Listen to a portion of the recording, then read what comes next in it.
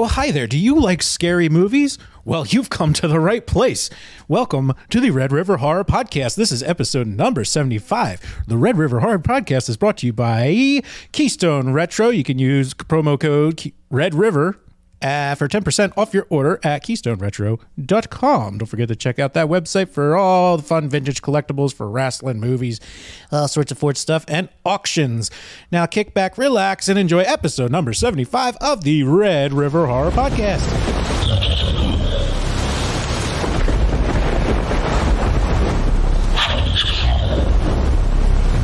I am your host, Joe Zakreski, joined by RedRiverHorror.com founder Eddie Cayazzo. Hi, Ed. How are you? Joe, great to be with you. I'm doing very well. How have you been? Oof, pretty good. Great to be back. After a little bit of a hiatus, we're back in action. Yes. We left it off. I actually been told by many people, thank you for listening to the Red River Horror Podcast, but many people in our lives that's just like, yo, are you really going to leave me hanging with just the Texas Chainsaw Massacre? I said, I'm sorry. So we're very sorry, but the good news is I did watch it in the in-between time. You did? I did. Real quick, let's just dive in real quick. What'd you think of the Texas Chainsaw Massacre 2022? I feel deceived by you and Joe D. Yeah? Yeah. Okay. Because, well, not so much you, but Joe jumped in and was just like that I can't remember her name, that she wasn't really that much of a factor. Yes. She was way more of a factor. Yes. It was awful. Mm-hmm. It was worse than I was expecting. It wasn't good. No. Far from it. Yeah. And then I had to do a little research of my own, and one of the things that got the rights, I forget the studio, but the whole thing was the success. This was trying to piggyback off the success of Halloween 2018. Oh, you don't say. Yeah. Go figure. Oh my God. I mean, I was ready to turn it off. Several times, but mostly like the one that really, the straw that broke the camel's back was when she was like looking, at Leatherface and goes, Leatherface. And I forget what else she says. I was just like, what? She's been hunting him for 50 years. So a lot has happened in between now and then, so I'm glad you got to see it. Really quick, what was your favorite scene of the film? Did you like anything about it? Early on, there's a scene where he's in the back of, I believe it's the ambulance. And that's right after the adopted mother dies of whatever orphanage he's staying. Like, what is that? Yeah, dude. So I apologize to the Red River Horror crew for leaving it there, but we are back after a bit of a hiatus. Yeah. And you know what? Even with that hiatus, it's like, saying, not having very much nice things to say about Texas Chainsaw. It's like, I'm questioning myself. It's like, am I a bad fan of the genre? No. I mean, there's always people. I don't think so. Yeah. You got to remember when the new Texas Chainsaw 2022 came out. For some reason, I didn't know this. I thought I was just, a horror fan, just like you and the Red River Horror readers. I had no idea it was going to take the weekend by storm, whereas it was trending on Twitter all weekend long, Texas Chainsaw. And then I'm just seeing regular people, non-horror people, just be like, oh, that was good, or oh, that sucked. So yeah, the horror fans seem split. There are people who like it. There are people who say, what the hell did you expect? Which I think is a fair charge. There are people who absolutely hated it. I didn't fall in the camp of absolutely hated it, but I didn't think it was that good. It's just not the type of movie I would like to sit down and watch. If I personally knew the people involved, then, I would gladly watch it. But otherwise, I think it's better to avoid any of the Texas Chainsaw sequels. Yeah. Other than, somehow we both really enjoyed the Texas Chainsaw at the beginning. I did like that. We both enjoyed that one. And then we also know we have Dr. Halloween and a bunch of people who really enjoy Halloween 2. Mm-hmm. Which I believe is Chop Top coming in Halloween 2. I think so. Bill Moseley. So like, Texas Chainsaw 2. Texas Chainsaw 2. Yeah. Yeah. So that really sets the tone. It's basically what, House of a Thousand Corpses is basically saying. Well, how about this? We did Saw with Dave. Saw superfan, and kind of got to understand who likes all the sequels. Dr. Halloween is someone that likes the Texas Chainsaw sequels. Yeah. But he and I are simpatico on a lot of films. So to answer your question, I don't think you're just like, am I a bad horror fan? Just like, no, I think that this movie is that, this 2022 version is that polarizing. Dr. Halloween found some things that he liked a lot in it, which surprises me. Interesting. He's got to come back on. He does. And I think maybe Texas Chainsaw might be the... At some point, one. Yeah, we'll talk like sequels or something like that. Yeah, but I would recommend Texas Chainsaw 2 for anybody who loves the contrast between Evil Dead 1 and 2, whereas like first one's serious and the second one's not as serious. Yes, I mean that's all you get. I mean that's the similar formula. Nope. But hey, anyway. So any scenes? I told you I liked the scene on the bus. Yeah, I think everybody liked the scene on the... I think that's the... good. The big seller one. No, my favorite was when he's in the ambulance and like grabs the guy by the arm and just snaps his bone and then stabs him with his own bone. That's what you were talking about. Okay, yeah, I was like, that's the early on. Yes. I'm almost like, okay, all right, well, like we'll just ride with this superpower, super older dude that's supercharged. Not a big... Oof. Yeah. He's smarter. I don't know. So before we get into the episode proper, I just wanted to some announcements. There will be just a slight delay in getting the next episode out because, Joe, we're going to start that video component on the next episode. I know. Cool as that. It's terrifying. Got to make sure we clean ourselves up a little bit. Yeah, I got to shave. Yeah. Again. And you know what? Like, I didn't realize how fat I was until I watched the Red October live stream that we did, and I was like, wow, I like packed on some pounds. So I'm gonna try and... We're getting old, Ed. Yeah, but not that old. No, we're not that old. Yeah. I'm just messing around. So yeah. No, but I didn't realize how fat I was until we did that Red October Part 2 live stream with Joe D, and I'm like, wow, I packed them on. So I gotta work on that one too. So the next Red River Horror weight loss challenge, we'll call it Run for Your Lives. Ooh. There you go. Yeah. Look out, like Zombie that. 5K. Yeah. Run for your lives. Yes. The Red River Horror Charity Weight Loss Competition. And if I... and this is a joke. Yeah. This is a joke. Do I get extra points if I have a heart attack because I haven't run like that in a while? Certainly. Okay, cool. So the next video, I just wanted to... for Red River Horror... viewers, readers, listeners, all that stuff. The next episode of the podcast, we will have that video component that we've been talking about for 2 years now, something like that. But before we get into some of the films in March, because I just want to react to some trailers and talk about some March horror movies with you. Yes. I wanted to let you know Paramount Plus has Scream, the 2022 Scream on it. That's already streaming on Paramount Plus? Already streaming on Paramount Plus. Pop. So if you didn't want to buy another streaming service, if you thought, oh my gosh, now CBS has one and they're Paramount Plus and you got the HBO Maxes, the Hulus, the everything, everybody's streaming, Peacock, all that fun stuff. Got them all. Find a friend with Paramount Plus and you can watch the new Scream right now. Or you just sign up for the free trials and then just set a calendar reminder on when to cancel. Yes. There's many ways. Or maybe you like the product and you keep it. Maybe. I don't know. You'd have to pay us Paramount Plus for us to endorse your product. We have no official endorsement. Maybe we should reach out to Paramount Plus. We should try. Maybe they'll be like, you know what? We are the horror play. You know what? The first 8 Friday the 13th films are on Paramount. Yeah. And be like, hey, looky here, you SpongeBob property owning son of a bitch.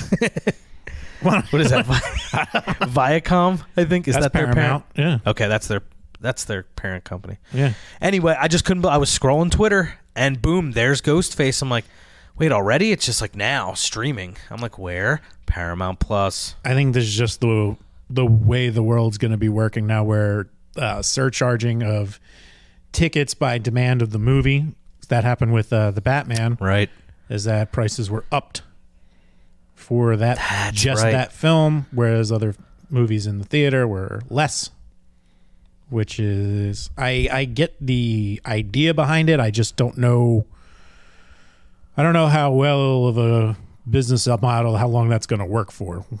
when people are just gonna be like, I'm not paying $30. I'll wait until it's out on streaming.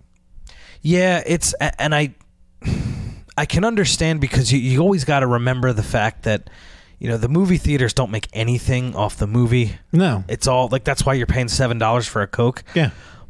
But yeah, like I wonder what the reasoning is. Like, is it just so that they can play catch up a bit from? We'd have to. I'm sure there's a press release about it somewhere. There's something out there. You could do more homework on it, but there's a lot of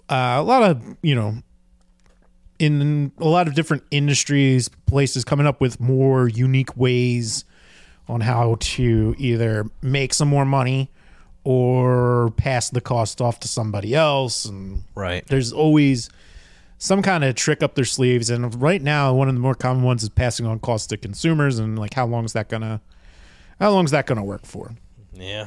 So I was gonna say, you better travel as a unit if you're going to the movies. Yeah. I mean, it'll take you $5 just to get to the movie theater.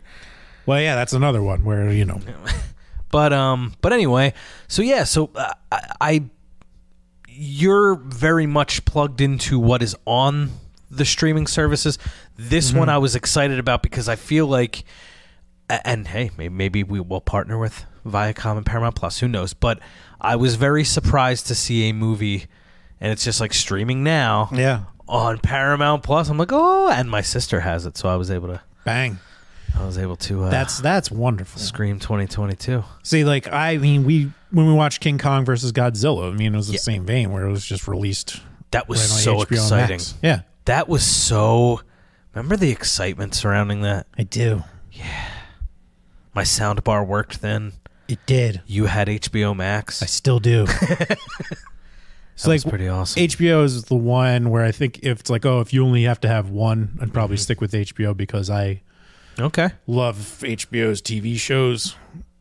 Yeah. They got so many good ones that I think I'd just be fine. Okay. It's like, you can only have one. That would probably be the one I'd end up sticking with. That's maybe, so I guess by next March, so it's March 2022, by March 2023, I wonder if there'll be enough to do a field of 64 on streaming services. Oh my God.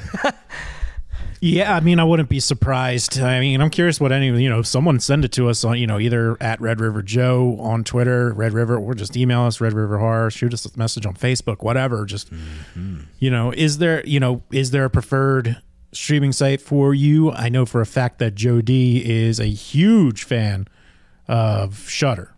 Yeah. And he recommends it, highly recommends it. And honestly, if you love horror movies and you really want added horror content, Shudder's the way to go. If I had the time, that's our issue. Yeah, if I had the time, I'd be all over Shudder. I do hear, I mean, not just in the selection of movies that they had, because I mean, these are horror people curating a serious horror collection that, like, for streamers and stuff. But I hear even their original content is really good too. Yeah.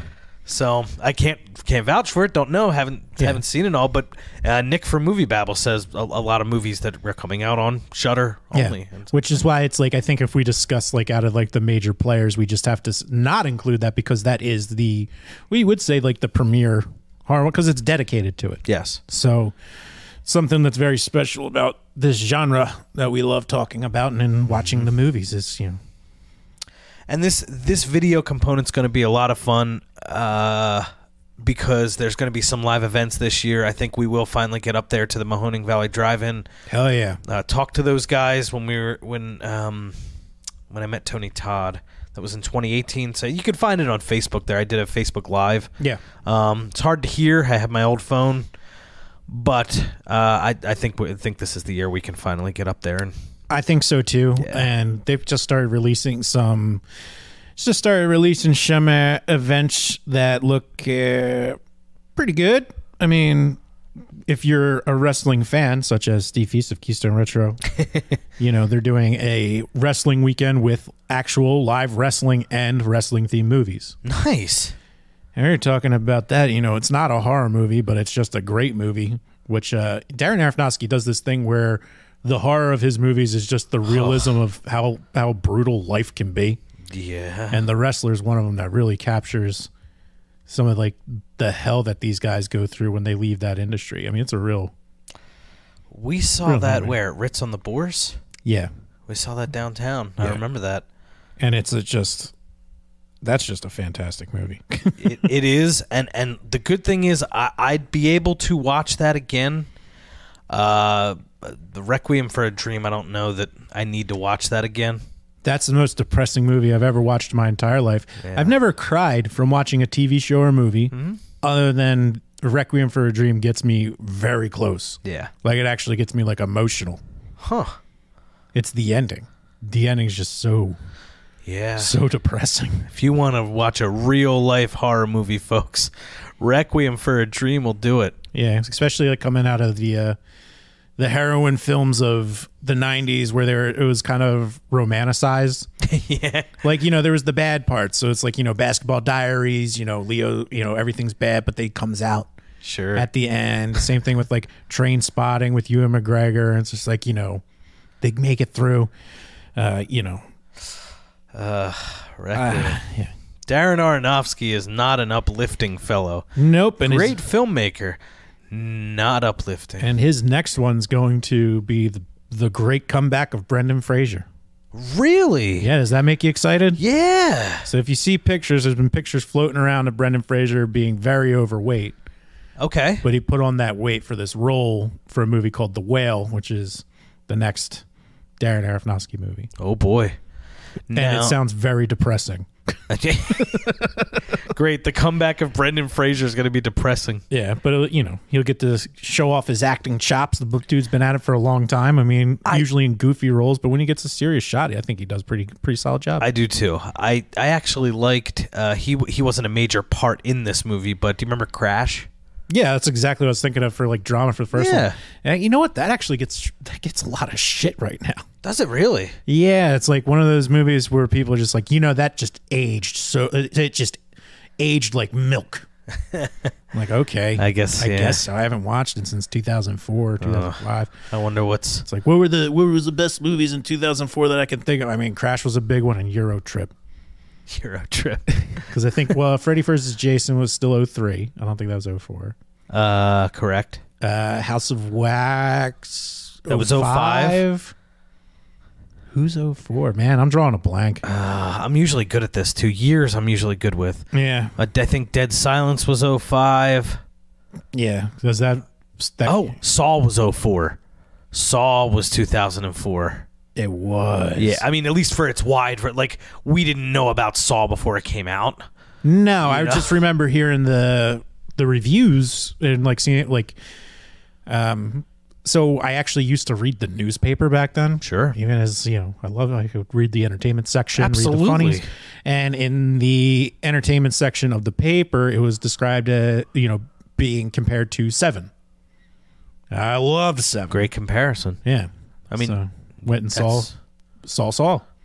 And blew my mind. Mm-hmm. So that was 2004. I was like, I couldn't remember if that was 03 or 04 too. So yeah, like I think I look at it this way. I'm just trying to remember 03, The Ring, 04, Saw. Yeah. 05 did have some good ones. I can't remember the big one though. Like the one is like, oh, that one, yeah. Yeah. Yeah, we're just still doing this on the fly, people. We're not even. Yeah, no, we're not digging.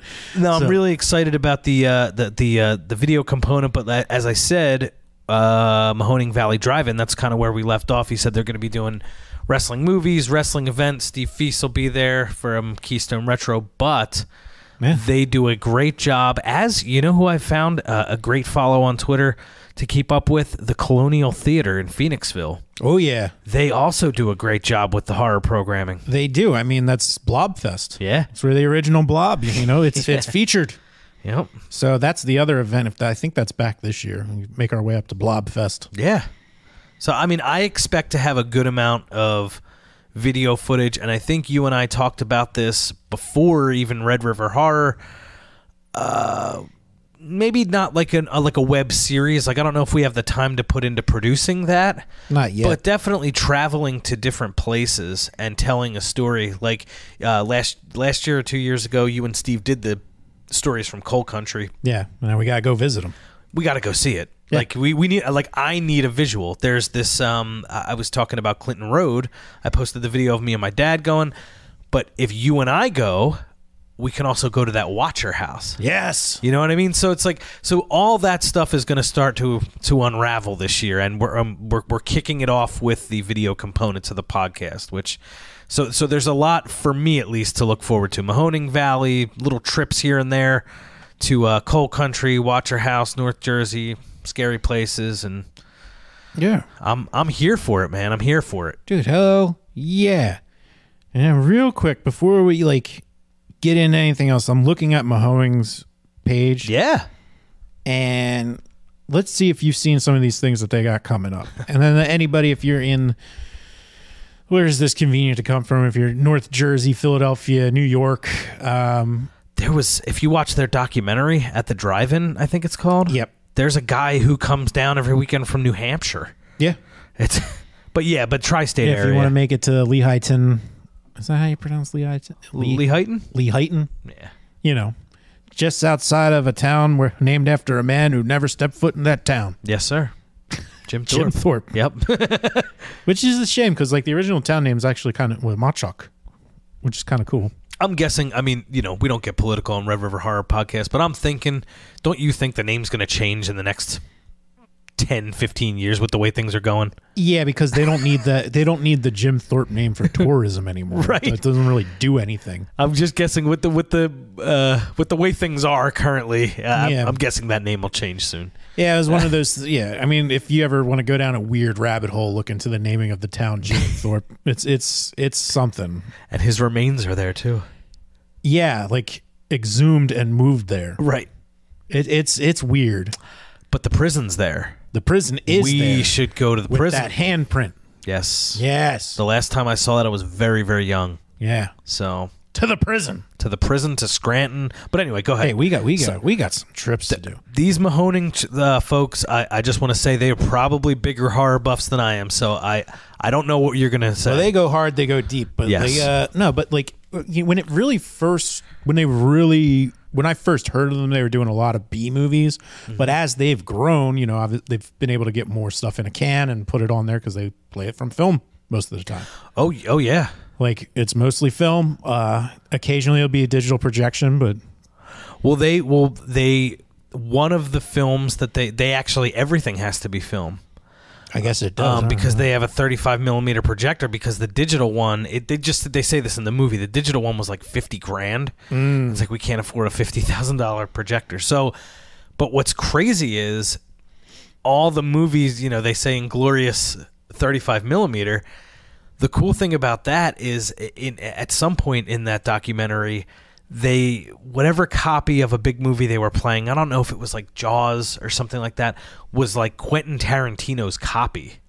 Oh wow! So he had QT written on the real. Wow. So it's like for movie buffs, for people that are that into cinema. Yeah. He's just like, oh my gosh, I'm holding Quentin Tarantino's copy of this movie. That's awesome. Yeah. Well, that was my first experience there, was Bite Night, Jurassic Park and Jaws. Okay. Here's what, this one kind of has somewhat interesting. I'm just curious if you've ever seen these. Yeah. Which is the original The Fly. I haven't. Nope. Or the 1980s version of The Fly. No, and I hear that's a fantastic film. It's really something. I mean, it's some prime Jeff Goldblum. Mm-hmm. So I was just curious if you've ever seen The Fly. I mean, you've certainly seen parodies of it every which way. On The Simpsons, yeah. Yeah, exactly. Exactly. No, so I haven't seen either Fly films. Hey, nothing wrong with that. Let me see. What else do they got going on here? Yeah, all 35 million. Oh, they got fresh merch for this year. Oh, man. Yeah, they do it up right, man. Oh, it's looking good. They had Felissa Rose there last year. They did. Bruce Campbell. Bruce Campbell's been there, I think, twice now. The thing is, that thing sells out so damn fast. They do. So it's really expanded. Really expanded. And the best is, you could spend a full weekend up there if you really wanted to. But let's see. So you got some of their classics, like Zombie Fest is going to be happening again. You got some Clint Eastwood, Bruce Lee, if that's what you're vibing on. There's going to be a little tribute to Bob Saget and Norm Macdonald with some dirty work. Nice. Some good stuff. Some good stuff. They know their film. They know their cinema, and they have a great time. And again, when when I spoke to them. And it was funny, if you go back and watch that Facebook live stream I did with them, it's just like, it's funny when you think you know something. Mm-hmm. So like you approach it just like, oh, I heard there was a 35 millimeter Suspiria floating around. I had read something in Bloody Disgusting about it at that time. And it's like, oh, yeah, we had Suspiria before. Like, that's not a big deal. Yeah, we had it. So again, it's just like, well, I do that just all the time. But I was like, so it's like I thought I had something. It's just like, oh, it's funny. You guys are still 35 millimeter film, right? Well, I know this. They're like, yeah, we already did that. Like, oh, never mind. Man. So in Tuesdays, they're going to be doing Exhumed. What are they calling it? Each Tuesday night, Exhumed Films digs deep into their vaults for a mind-blowing single feature with an extended deep dish trailer reel on 35. So this one caught my eye. Might be a little late for this one, May 31st. City of the Walking Dead from 1980, a.k.a. Nightmare City, presents ferocious running zombies in serious need of a dermatologist in a wild ride of an Italian gut-munching nightmare. Huh. Hey, it's got me curious. Yeah, I mean, I feel like I've heard of that, too. Like, it's not just your average B-movie. Like, I feel like I've heard of that. Like, doesn't that sound familiar in some way? City of the Walking Dead. I mean, yeah. I mean, pretty common one. Speaking of Walking Dead, that's coming to a close, and I haven't brought myself to watch any of this season or the last two, I guess, at this point. Really interesting, man. I gotta go back. I'll binge through it and maybe try and reach out to some old contacts, see if we can have someone from the show talk. But yeah, that's right. We did. Really, dude, that whole show. I mean, there's just such a phenomenon behind it. Like, just, there's people who watched it from the beginning, like watched the first season and felt like, I know people who watched the first season and fell off during the second season. I know people who started in the fourth season, like they binged the first 3 seasons on Netflix. Okay. And then got out of it at one point. Like, people started this show, dropped this show all at different points. Yeah. One of those really neat things that, like, AMC really made out from the being on Netflix. Yes. They did. I mean, I think what is it? David Gilligan, who's the guy that does Breaking Bad? Vince Gilligan. Vince Gilligan. I mean, he even said that. He's just like, oh, like people caught up to Breaking Bad, and then it became huge. Like, I think he credits being able to watch. I believe he does. Yeah. And Mad Men, same thing. So, but Walking Dead, you'd be surprised. That took off. I'm a horror guy, but I never got into it. But you know me, like, I've watched series finales, having never watched shows before. So I had to check out the Bat, the dad from Supernatural, Negan. Yeah, like he like kills a bunch of people with the bat. Well, yeah, in the show he kills 2. Yes. In the graphic novel comic series, it's just 1. Okay. So we talked about that a lot in Talking Nerdy, guessing who, because it did it as a cliffhanger of who he hit. Oh. And I actually guessed 100% correct. Okay. I was very proud of myself for that. I obviously didn't know the characters, but I knew from the Twitter reaction that it was a big deal. And then for some reason there was this like war.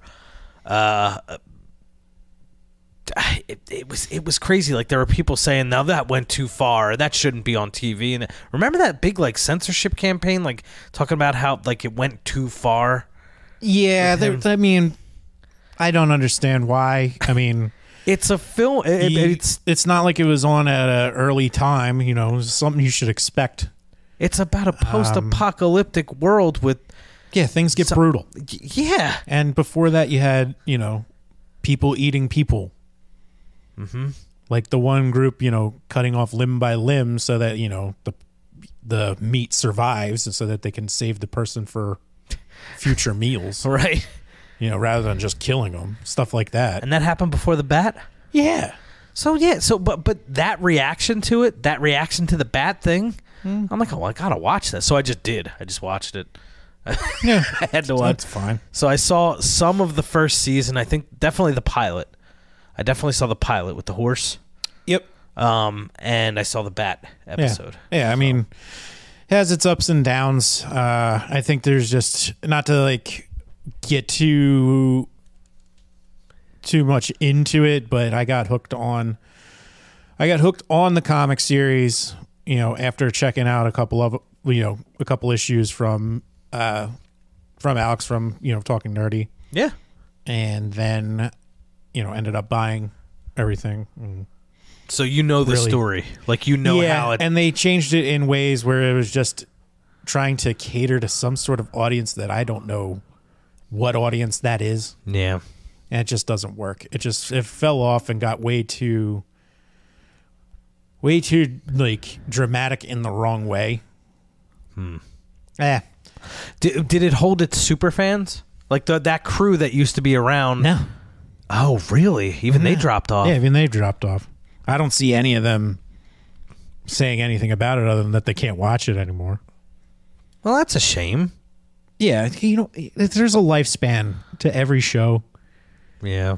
And if you're going to do something where it's like this end of the world horror thing, it's like you really can't just keep recycling the same story over and over again or trying to add too much drama to it.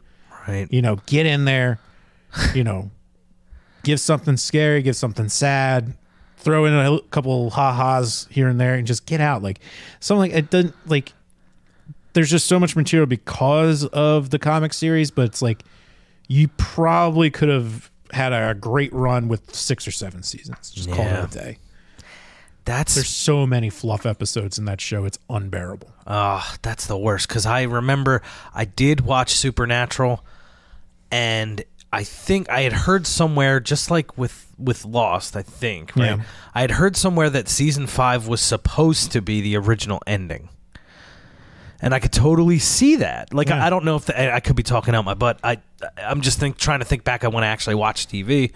Supernatural, I got through season 5. I'm like, okay, I could see that being the ending of the show.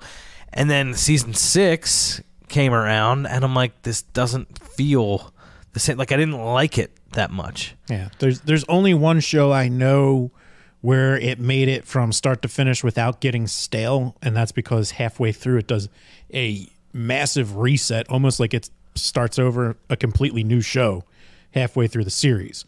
And it's not horror. Okay.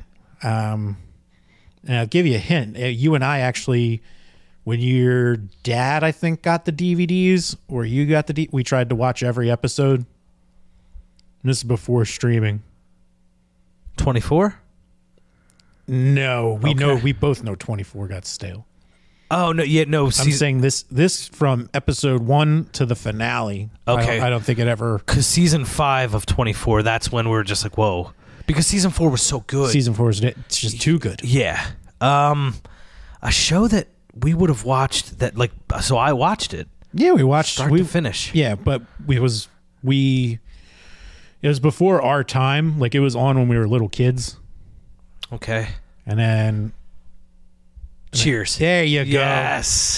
Yes. So, like, after Coach dies, and then you get introduced to Woody, and then after Diane leaves, when Kirstie Alley joins the show, the show completely resets. It's true.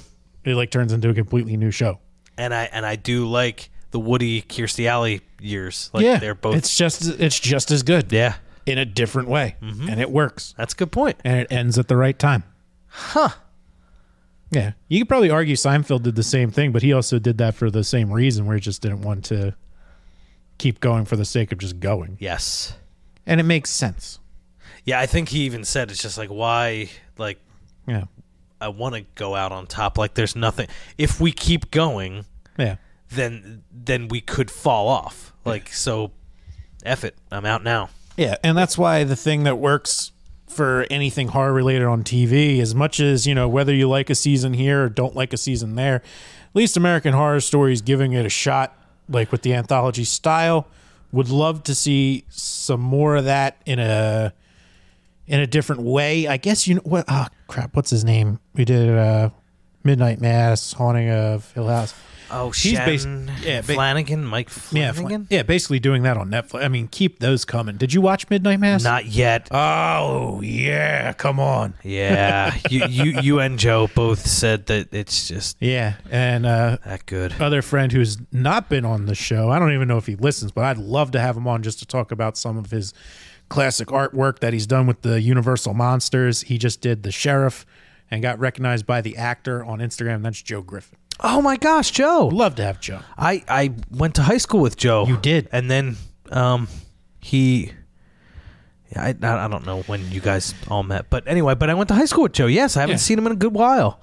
Yeah, no, I know he's a fantastic artist. Yeah, so if you like just art in general, I mean, his Instagram is Joe Illustrated. Okay, that's Joe Griffin, and the things to look out for, other than, he did this work of.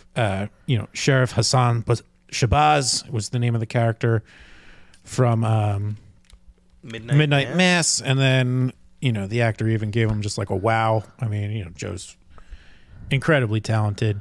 Yeah. I'm hoping he brings his stuff back up to print because he does. So here it is right there. He's hanging them up in his own house. Just bought a house. Congratulations, Joe. But look at these Universal monsters.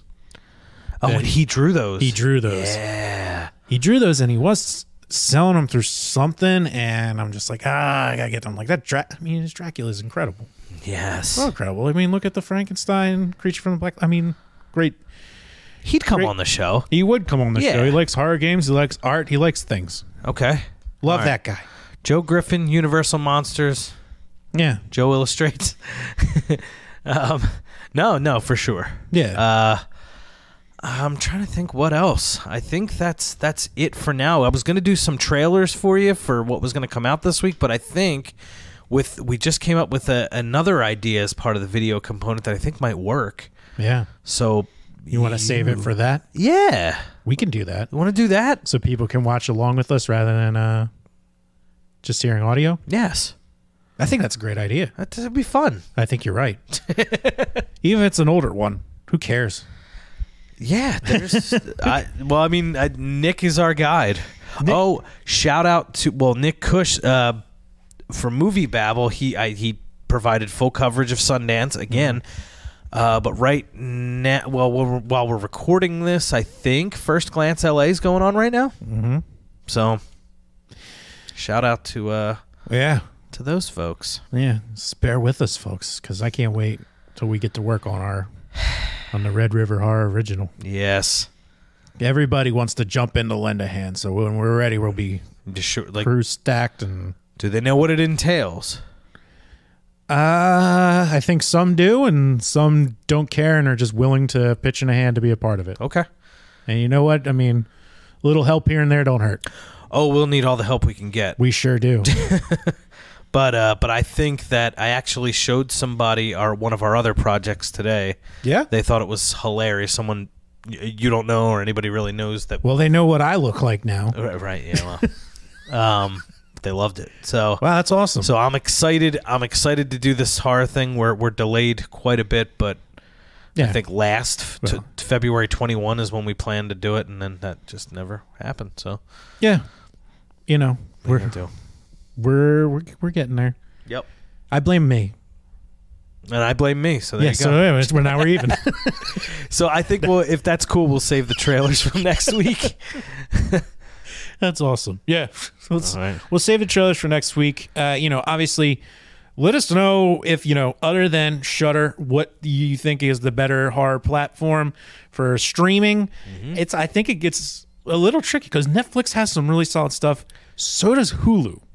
Netflix has some great stuff. Me and my wife were talking about this, though.